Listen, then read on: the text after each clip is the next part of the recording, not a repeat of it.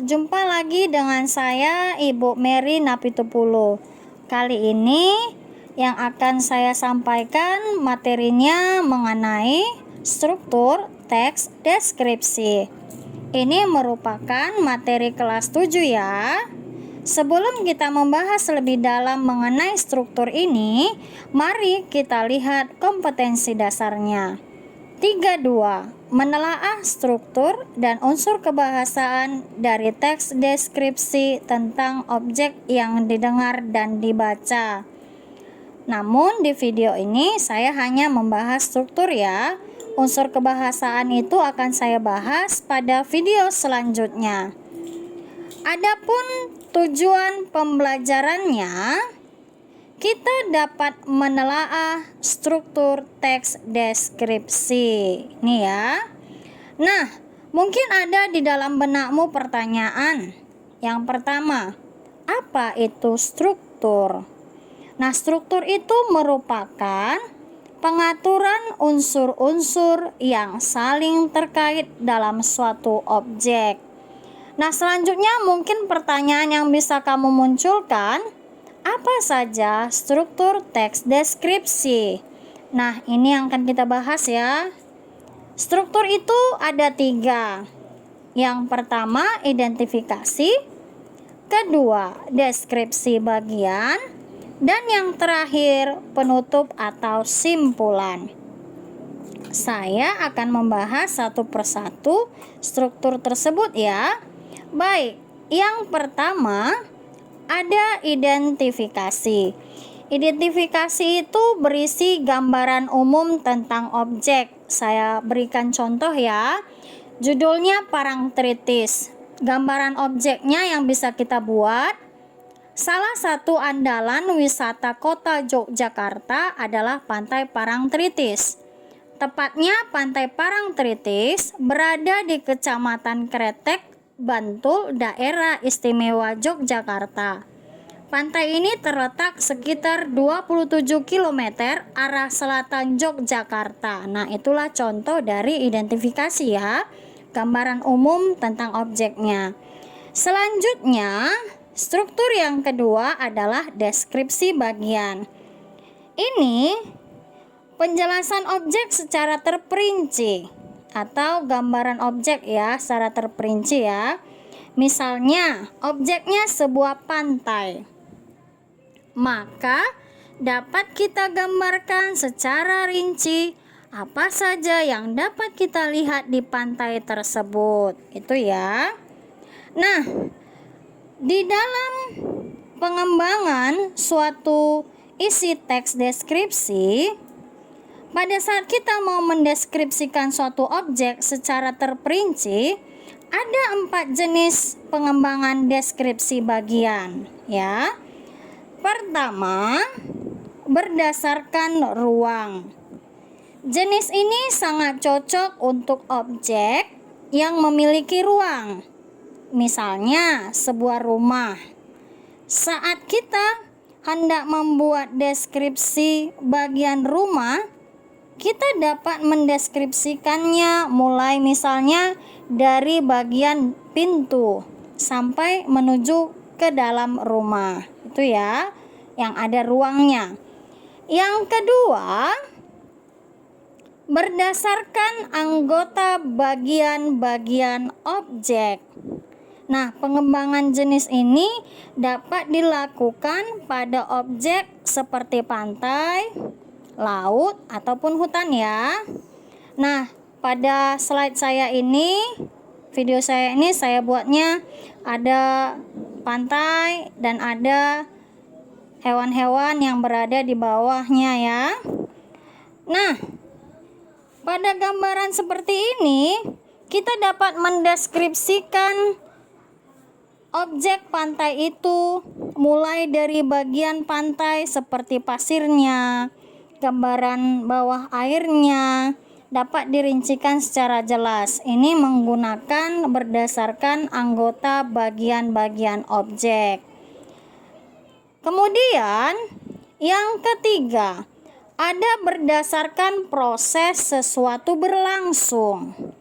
Pengembangan jenis ini dapat dilakukan pada objek pementasan drama. Kenapa? Karena di dalam pementasan drama berisi perincian suatu proses, mulai dari awal pementasan, muncul masalah, kemudian mengarah ke puncak masalah, hingga penutup. Kamu bisa lihat gambaran-gambaran di video saya ini ya. Yang keempat, jenis pengembangannya ada yang namanya deskripsi, bagiannya berupa pemfokusan. Fokus berarti ada satu objek yang dibahas. Ada salah satu bagian dari objek yang menjadi fokus pendeskripsian. Misalnya, bagian yang saya sukai dari ruangan-ruangan yang ada di rumah ini adalah ruangan TV. Desainnya unik dengan cat putih, memberikan kesan yang luar biasa. Nah, seperti gambaran saya di video ini ya, ada sebuah ruangan TV. Jadi, dari banyak ruangan yang ada di rumah, saya mau mendeskripsikan lebih fokus lagi mengenai ruang TV. Inilah contoh untuk jenis pengembangan isi teks deskripsi yang terakhir, yang keempat. Selain struktur identifikasi tadi dan deskripsi bagian, ada struktur yang ketiga, yaitu penutup atau simpulan.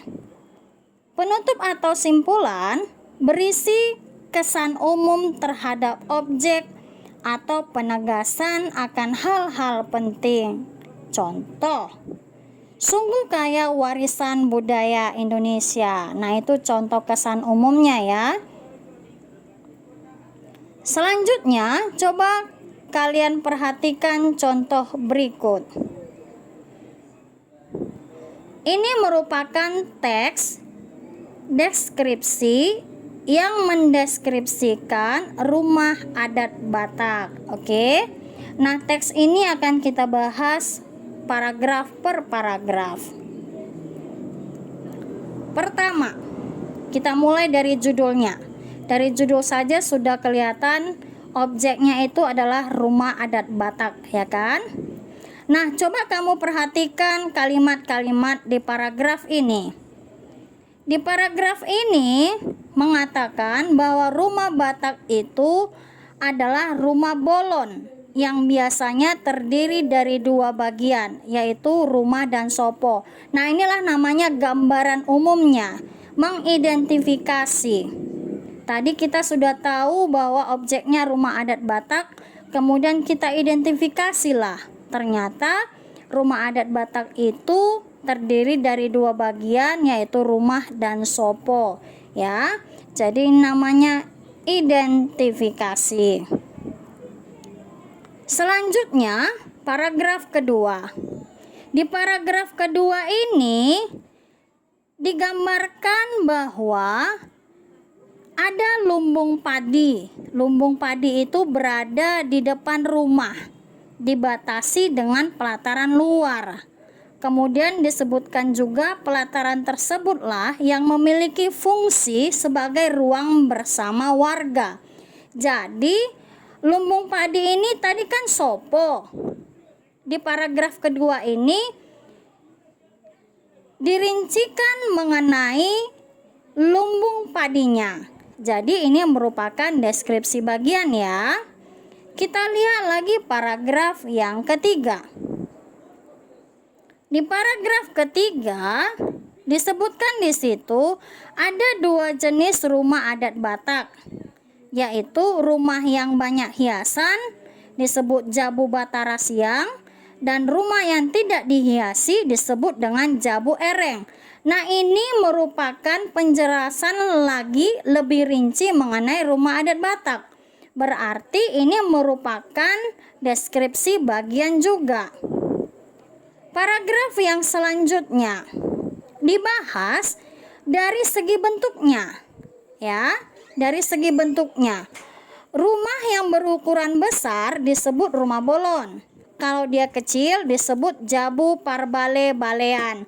Nah, ini juga merupakan rincian dari gambaran umum yang di paragraf yang pertama. Nah, jadi ada 3 paragraf yang merupakan deskripsi bagian, yaitu paragraf 2, 3, dan 4. Kenapa? Karena di situ dibuat perincian-perincian lebih jelas mengenai rumah adat Bataknya ya. Paragraf yang terakhir. Sungguh kaya warisan budaya Indonesia. Kita bangga memiliki warisan budaya dengan nilai artistik yang tinggi dan unik. Rumah adat Batak warisan budaya Indonesia yang perlu dijaga. Nah, di bagian ini sudah ada kesan umum si penulis. Ya, sudah ada kesan umumnya. Jadi ini merupakan bagian penutup atau simpulan. Nah, inilah cara-cara kita untuk melihat, menemukan struktur dari teks deskripsi. Tadi sudah saya jelaskan satu persatu struktur-struktur tersebut. Oke, materi saya hanya sampai di sini. Semoga kalian yang mendengarkan dapat memahami dan dapat menambah khasanah ilmu pengetahuan mengenai struktur teks deskripsi. Terima kasih dan sampai jumpa di video pembelajaran saya selanjutnya. Bye.